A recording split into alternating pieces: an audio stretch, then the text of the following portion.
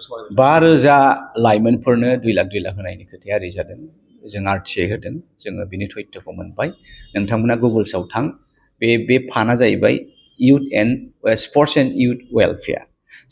and youth वेलफेयारनि नामाव बिथांमोना 5,000 जन लाइमोननो 2 लाख होनांगौ बे हाबाफारिया जोबनानै थांबाय दा बाथ्राया जाहैबाय सोरनो होनांगौ दा मोनथावना बेनिफिसारिफोरनि क्राइटेरिया नै ओरै बै भेटेरान स्पर्ट्स पार्सनफोर जायफ्रा साख्रि बाख्रि मोनाखिसै गेलेनानै नों डिस्ट्रिक्ट लेभेलाव सार्टिफिकेट मोनबाय स्टेट लेभेलाव सार्टिफिकेट मोनबाय नेशनेल लेभेलाव सार्टिफिकेट मोनबाय नाथाय बिथांमोनहा लाइफआव साख्रि बाख्रिनि जेबो सुबिदा मोनाखै दा बेफोरबायदिनि थाखायसो नैबे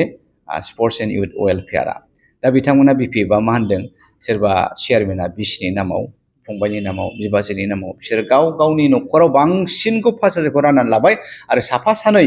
इदार उदार आरो लाइमोनफोरनो होदोंमोन बेखौबो बिथांमोना 2 लाखआव खावसे बिफिनदों 2 लाखआव 1.5 लाख बिफिनदों दा बे जिनिसा इलेक्सन जोबनाय लोगो लोगोनो जोङो एफआइआर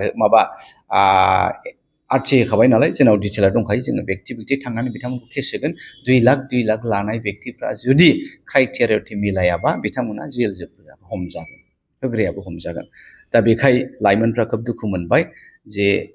हाग्रामायाबो लाइमोनफोरनि नामाव फैसाखौ मिसइउज खालामबाय दिनै लाइमोनफ्रानो जोंनि भटार्स जोंनि भबिसत दा बिसोरनि फैसाखौ जुदि थगायोबा बेनिफ्राय गाज्रि मा जाबावनो दा बेखायनो बिपिएफआव बेबाराव लाइमोननि थौ गैया जेएनजेनि थौ गैया लाइमोन आरो जेएनजेनि थौआ इउपिपिएलआवनो दं